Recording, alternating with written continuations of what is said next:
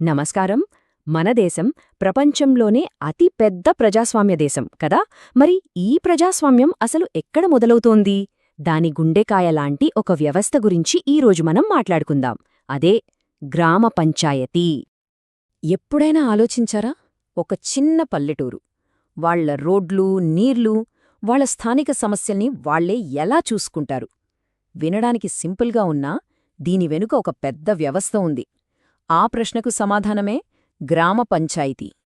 సరే, మరి అసలు ఈ గ్రామ పంచాయతీ అంటే ఏంటి? దీని బేసిక్స్ ఏంటో ముందుగా చూద్దాం. చాలా సింపుల్గా చెప్పాలంటేనండి, గ్రామ పంచాయతీ అనేది ఆ గ్రామానికి ఒక మినీ గవర్నమెంట్ లాంటిది. మన దేశానికి ఒక ప్రధానమంత్రి, ఒక క్యాబినెట్ ఎలాగో ఒక గ్రామానికి లేదా కొన్ని చిన్న చిన్న గ్రామాలన్నింటికీ కలిపి ఇదొక పరిపాలనా విభాగం. అంటే గ్రామ పరిపాలనకు ఇదే మూలస్తంభమనమాట. అయితే ఈ గ్రామ పంచాయతీ ఒక్కటే పనిచేయదు. ఇది పంచాయతీ రాజ్ అనే ఒక పెద్ద సిస్టంలో భాగం. దీన్ని ఒక 3 అంతస్తుల బిల్డింగ్లాగా ఊహించుకోండి. ఫౌండేషన్లో అంటే అట్టడుగున మన గ్రామ పంచాయతీ ఉంటుంది. దానిపైన బ్లాక్ లెవెల్లో పంచాయతీ సమితి, ఇక టాప్ ఫ్లోర్లో జిల్లా స్థాయిలో జిల్లా పరిషత్ ఉంటాయి. ఇలా 3 అంచెల వ్యవస్థ ఇది. దీని హిస్టరీ చూస్తే 1959లో రాజస్థాన్లో మొదటి గ్రామ పంచాయతీని ఏర్పాటు చేశారు. కానీ అసలైన బలం, గుర్తింపు వచ్చింది మాత్రం 1992లోనే. మన రాజ్యాంగంలో 73వ సవరణ చేసి ఈ వ్యవస్థకు చట్టబద్ధత కల్పించారు. ఇది మన ప్రజాస్వామ్యాన్ని గ్రామస్థాయికి తీసుకెళ్లడంలో ఒక మైలురాయిలాంటిది. సరే, ఈ సిస్టమ్ గురించి అయితే తెలుసుకున్నాం. మరి ఈ గ్రామ ప్రభుత్వాన్ని నడిపించేది ఎవరు? ఆ కీలకమైన వ్యక్తులెవరు? వాళ్ల రోల్స్ ఏంటో ఇప్పుడు చూసేద్దాం. ఇక్కడ మనం ఒక చాలా ముఖ్యమైన తేడాను గుర్తుపెట్టుకోవాలి. గ్రామసభ వేరు, గ్రామ పంచాయతీ వేరు. గ్రామసభ అంటే ఏంటంటే ఆ గ్రామంలో ఓటు హక్కున్న ప్రతి ఒక్కరూ, అంటే ఆ ఊరి జనమంతా. మరి గ్రామ పంచాయతీ అంటే ఆ జనమంతా కలిసి ఎన్నుకున్న కొంతమంది ప్రతినిధులు. అంటే గ్రామసభ ప్రజల సభ అయితే గ్రామ పంచాయతీ వాళ్ల ప్రభుత్వం. సింపుల్ కదా. ఈ గ్రామ పంచాయతీకి హెడ్ని సర్పంచ్ అంటారు. ఈ పేరులోనే అర్థముంది. సర్ అంటే తల లేదా అధిపతి, పంచ్ అంటే 5, అంటే పూర్వకాలంలో 5గురు పెద్ద మనుషుల మండలికి అధిపతి అన్నమాట. ఈ సర్పంచ్ ప్రభుత్వానికి, గ్రామానికి మధ్య ఒక బ్రిడ్జ్ లాగా పనిచేస్తారు. మన దేశంలో ఉన్న గొప్పతనమే ఇది. సర్పంచ్ అనే ఈ పదవిని ఒక్కో రాష్ట్రంలో ఒక్కోలా పిలుస్తారు. చూడండి, ఉత్తరప్రదేశ్లో ప్రధాన్ అంటారు, బీహార్లో అయితే ముఖియా అంటారు. మన దగ్గర సర్పంచ్ అంటే తమిళనాడులో పంచాయతీ ప్రెసిడెంట్. పేర్లెన్ని ఉన్నా చేసే పని, బాధ్యత మాత్రం ఒక్కటే. మరి ఈ నాయకుల్ని ఎలా ఎన్నుకుంటారు? ఈ ఎలక్షన్ ప్రాసెస్ ఎలా ఉంటుందో తెలుసుకుందామా? ఎన్నికైన ప్రతినిధుల పదవీకాలం 5 ఏళ్లు. ఇది చాలా ముఖ్యం. ఎందుకంటే ప్రతి 5 ఏళ్లకొకసారి ఖచ్చితంగా ఎన్నికలు జరుగుతాయి.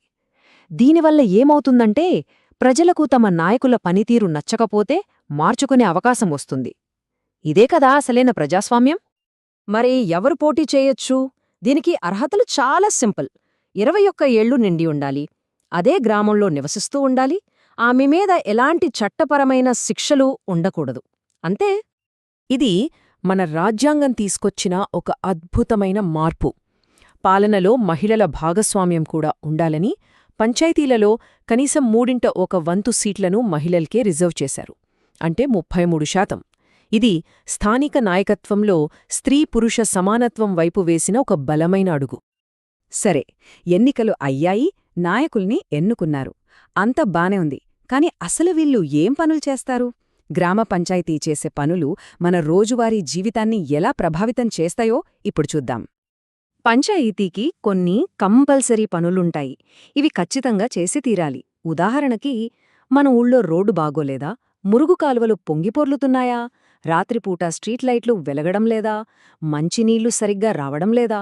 వీటన్నింటినీ చూసుకోవాల్సిన బాధ్యత గ్రామ పంచాయతీదే. అలాగే పిల్లలకు ప్రాథమిక విద్య అందేలా చూడటం కూడా వాళ్ల డ్యూటీనే. ఆ తప్పనిసరి పనులే కాకుండా గ్రామాన్ని ఇంకా డెవలప్ చేయడానికి పంచాయతీలు మరిన్ని పనులు కూడా చెయ్యొచ్చు. ఫర్ ఎగ్జాంపుల్, ఊరులో ఒక లైబ్రరీ కట్టించడం, పెళ్లిళ్ల కోసం ఒక ఫంక్షన్ హాల్, పచ్చదనం కోసం పార్కులు, చెరువులు తవ్వించడం లాంటివి. ఇంకా ఊరిలో జరిగే చిన్న చిన్న గొడవల్ని పెద్దవి కాకుండా అక్కడికక్కడే పరిష్కరించడానికి న్యాయ పంచాయతీలు కూడా ఏర్పాటు చెయ్యొచ్చు. ఇక చివరిగా ఈ మొత్తం వ్యవస్థ యొక్క ప్రాముఖ్యతేంతో చూద్దాం. క్షేత్రస్థాయిలో అంటే గ్రాస్ రూట్ లెవెల్లో ప్రజాస్వామ్యం ఎలా పనిచేస్తుందో చెప్పడానికి గ్రామ పంచాయతీ ఒక పర్ఫెక్ట్ ఎగ్జాంపుల్. ఈ నంబర్ చూడండి, దాదాపుగా 2.5 లక్షలు. మన దేశవ్యాప్తంగా ఇన్ని గ్రామ పంచాయతీలు పనిచేస్తున్నాయంటే ఊహించుకోండి. ఇది జస్ట్ ఒక నంబర్ కాదు, దేశంలో మారుమూల ఉన్న ప్రతి గ్రామానికి కూడా అధికారం చేరింది అనడానికి ఇదే సాక్ష్యం.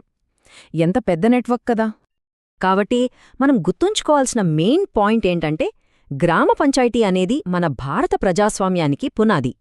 అధికారం అనేది కేవలం ఢిల్లీలోనో రాష్ట్ర రాజధానుల్లోనో ఆగిపోకుండా దాన్ని నేరుగా పల్లెలకు, ప్రజల చేతులకు అందిస్తున్న అద్భుతమైన వ్యవస్థ ఇది. ఈ టాపిక్ని ఒక ప్రశ్నతో ముగిద్దాం.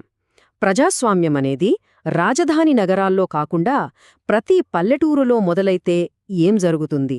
దాని ప్రభావం ఎంత బలంగా ఉంటుందో ఒక్కసారి ఆలోచించండి. అదే స్థానిక స్వపరిపాలన యొక్క అసలైన శక్తి.